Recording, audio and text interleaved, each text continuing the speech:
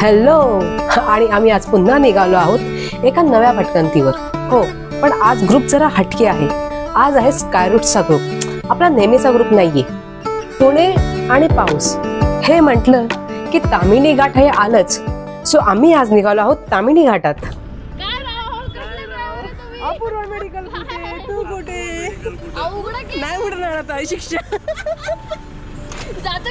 काय राव ही दोघं आल्या आल्या भांडणाला सुरुवात. लोकेशन सांगितलं एका ठिकाणी, उभी राहिली दुसऱ्या ठिकाणी, आम्ही आलो तिसऱ्या ठिकाणाहून. त्यामुळे हे सगळं कन्फ्युजन. सो अशी आहे आमची भन्नाट सुरुवात. काय म्हणलं, मला जो रस्ता माहिती होता त्या रोडने. अरे पण सांगितलेला रोड मला नाही लक्षात आला. तुम्ही बघताय ना, फक्त 2 जण आलेत तर हा सीन आहे. जेव्हा की गँग जमा होईल तेव्हा काय होईल बघाच पुढे.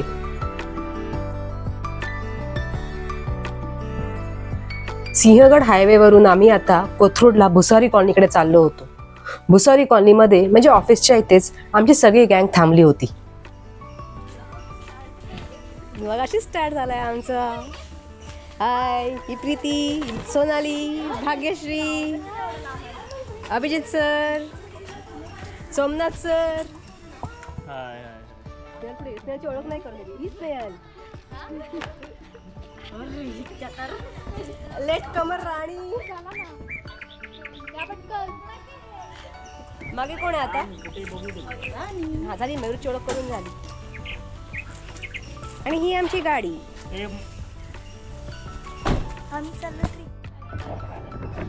हाय मयूर.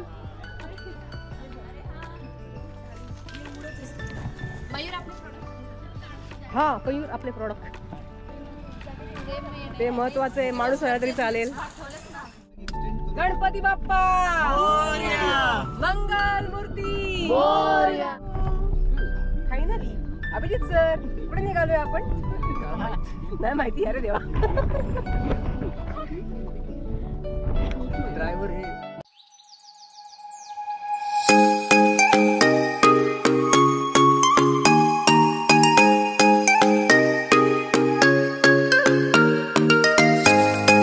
आणि हो, आत्ता आमचा प्रवास चालू झाला तामिनी घाटाच्या दिशेने. कोलाड व मुळशी धरणाच्या भागात हा तामिनी घाट आहे. या वाटेवरून जाताना जणू काही आपण स्वप्नांच्या दुनियेतच हरवून जातोय असे क्षणोक्षणी भासते.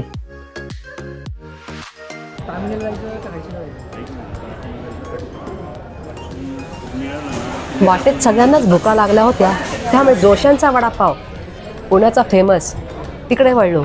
पण वडापावच्या ठिकाणी वडापाव नाही खाल्ला, आम्ही पोहे खाल्ले. सो सकाळचा नाश्ता होता आमचा गरमागरम चहा आणि पोहे.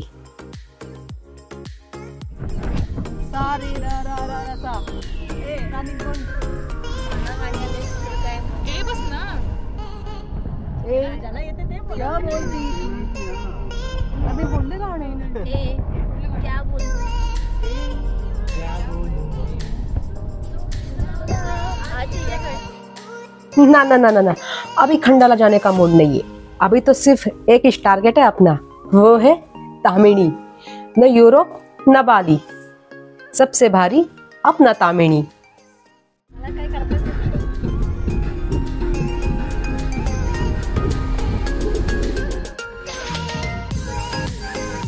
अशा या धुंद मनोहरी वातावरणात मन रोमॅन्टिक नाही झालं तरच नवल. आणि रोमॅन्सचा बादशाह कोण आहे हे तर जगाला माहिती. त्यामुळे अशा स्पॉटवर एक शाहरुख पोस्ट बनताय बॉस. ह्या स्पॉटला रामराम करून आम्ही निघालो आता आमच्या पुढच्या स्पॉटकडे. आमचा पुढचा स्पॉट होता पळसे वॉटरफॉल. ह्या भागात रेंजचा खूप प्रॉब्लेम होता, त्यामुळे रील्स करण्याचा आमचा हा असा प्रयत्न चालू होता.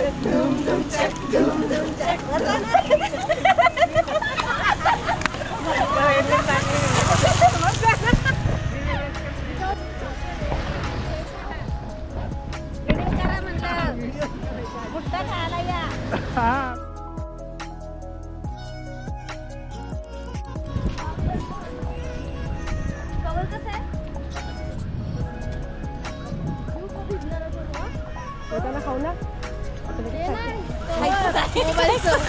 माझं वॉटरप्रूफ आहे. माझा आयफोन आहे ना. भारी आहे ते. काय आहे ते तुम्हाला गिलास नाही डायरेक्ट. काय आहे? कूलरच्या तंदूर. कांदा भजी घ्या, मॅगी घ्या. फोटो काढून द्या आमचे. व्हिडिओ डायरेक्ट काका. पर्या म्हणतात आम्ही लोक पर्या.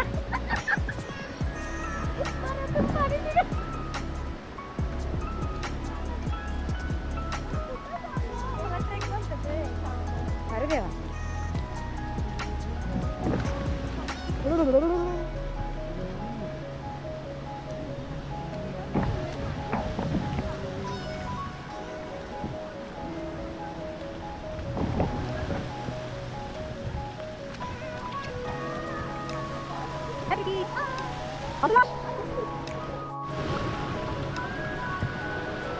येणार ना आम्हाला.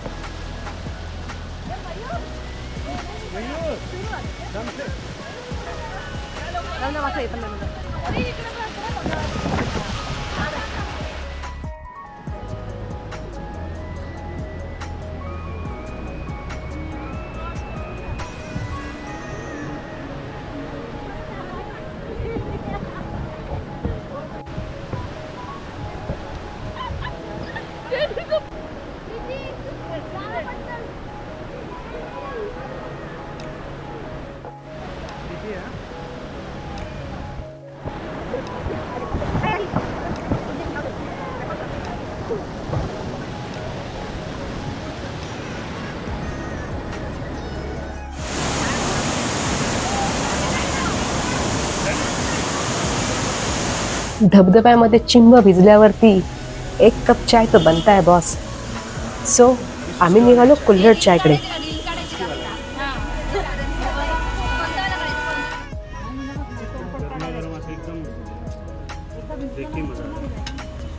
तोडफोड करणार नंतर पूर्ण भिजायचं आणि मग लास्टला चेंज करायचं. काय त्यात कळलं का कुठे आलोय आपण आता? कुठे आलो? कुठे? पैसे धबधबा. फुल कॉन्फिडन्स में बोल ना. कॉन्फिडन्स में बोल. पैसे धबधबा. पळशी नाही बळसे. वळसे. ही वळसे.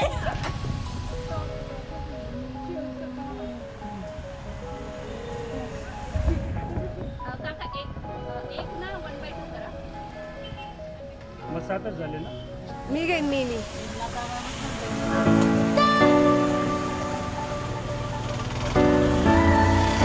ते समोरच्यांना का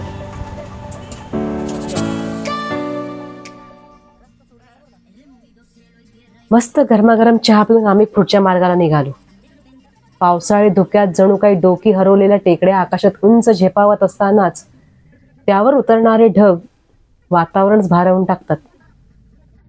आणि हा भार थोडा कमी की काय म्हणून शरीराचा भार हलका करण्यासाठी डान्स तर झालाच पाहिजे.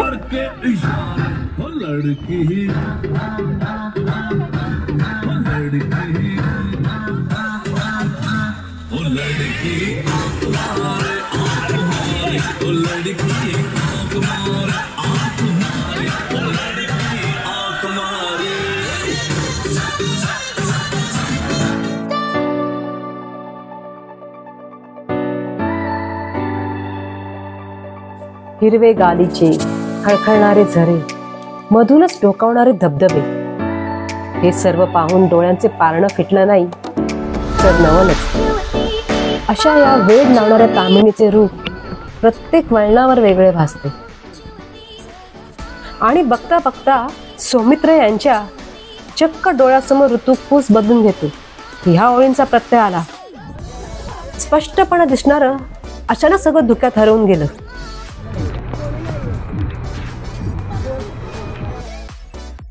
अशा या घाटात आपलं मन हरवून जातं.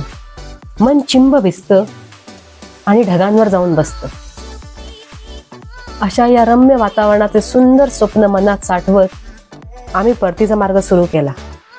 खरं तर आम्ही हर्षीला जाणार होतो, पण तामिणीच्याच प्रेमात एवढं पडलो की तिकडे सरळ सरळ जात गेलो.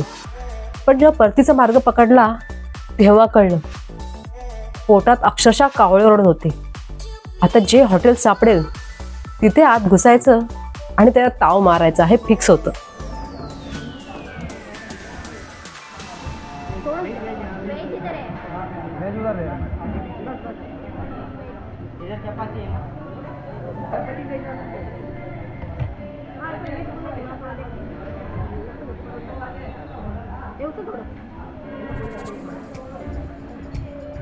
हे अन्याय अत्याचार आहे. आपण त्यांच्या ताटात हात नाही मोडत, ते आपल्या ताटात बरोबर हात मोडतात. भरपेट मस्त जेवल्यावरती आम्ही आमच्यातल्या अभिजित सरांच्या ओळखीचं एक फार्म हाऊस होतं तिथे गेलो होतो. तिथला नजारा इतका सुंदर होता की अक्षरशः तिथेच राहावंसं वाटत होतं.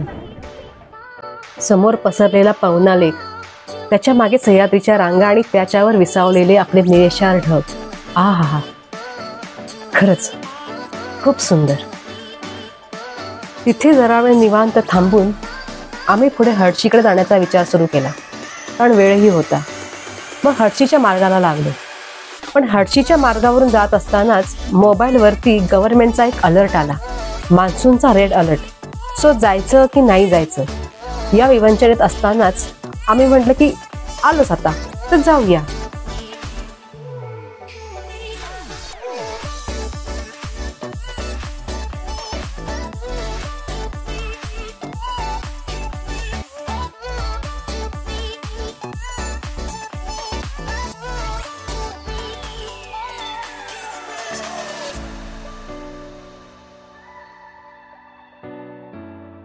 हर्षीचं मंदिर आणि समोर असलेलं संत दर्शनचं म्युझियम हे खरंच खूप बघण्यासारखं आहे.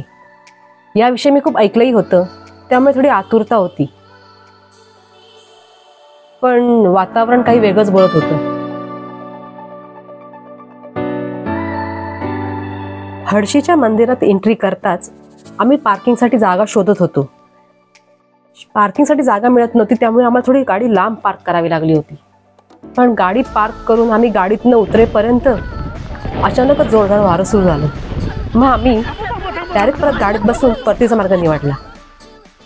पुढे पावसाळा, नभी मेघमळा, दर्या डोंगराला निळा रे उभारा, वरी कोसळे अंबराचा जिव्हाळा, तुझ्या स्वर्ग ऐसा दिसे विश्वाची डोळा. असे हे जगाचे फिरे चक्र बाळा, असे हे जगाचे फिरे चक्र बाळा, हिवाळा उन्हाळा पुन्हा पावसाळा, पुन्हा पावसाळा. तोपर्यंत नमस्कार. पुन्हा भेटू एका नव्या व्लॉगमध्ये.